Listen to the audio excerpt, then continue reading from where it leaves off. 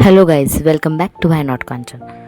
आज मी तुमच्यासोबत शेअर करणार आहे summer special muskmelon ice cream. Super easy, quick होणारी आणि टेस्टलाही एकदम मस्त. यासाठी आपल्याला लागणार आहे muskmelon, custard powder, milk, sugar आणि मस्त ड्रायफ्रूट्स. चला तर मग आपण बघूया.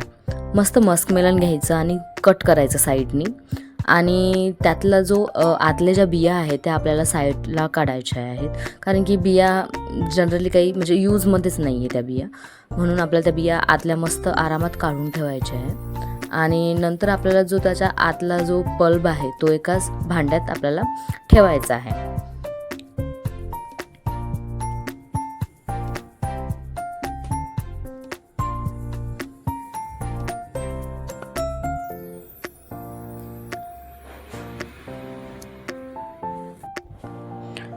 आणि आपल्याला त्यातला थोडासा पल्प हा बाजूला काढून ठेवायचा आहे. आपल्याला थोडा तो लास्टला कामा येणार आहे, म्हणून थोडासा आपण साईडला काढून ठेवूया. आणि मग मस्त आपल्याला तो पल्प ब्लेंड करायचा आहे.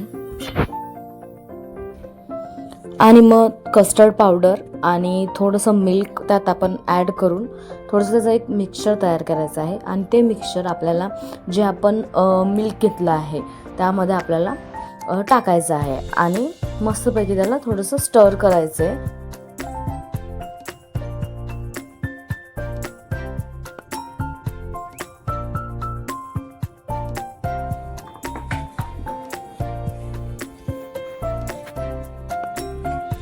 जोपर्यंत याचे जे मिक्सचर आहे हे पूर्ण असं थिक होत नाही थोडंसं तोपर्यंत आपल्याला त्याला कुक करायचं आहे. आणि मग नंतर इथे आपल्याला थोडेसे ड्रायफ्रूट्स घ्यायचे आहे, म्हणजे आल्मंड्स, पिस्ता, अजून थोडेफार ड्रायफ्रूट्स असतील तुम्हाला जे आवडत असेल तेही चालतात आपल्याला मिक्स केलेला आपल्या आवडीप्रमाणे.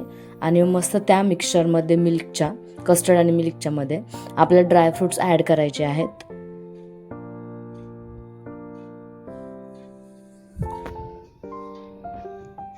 त्यानंतर आपल्याला मस्कमेलनचं जे आपण ब्लेंड केलेलं ज्यूस आहे ते त्यात ॲड करायचं आहे.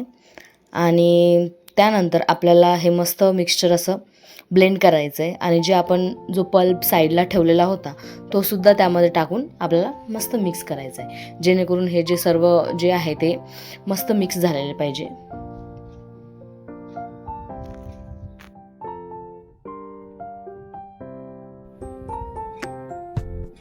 आणि नंतर हे जे मिक्सचर आहे आपण जे ज्याचं मस्कमेलनचं जे आपण जे कवर होतं त्यामध्ये आपल्याला पूर्ण ते स्टोअर करायचं आहे.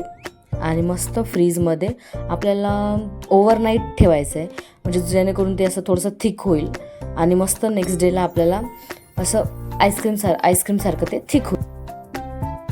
अशा प्रकारे समर स्पेशल मस्कमेलन आईस्क्रीम तयार आहे.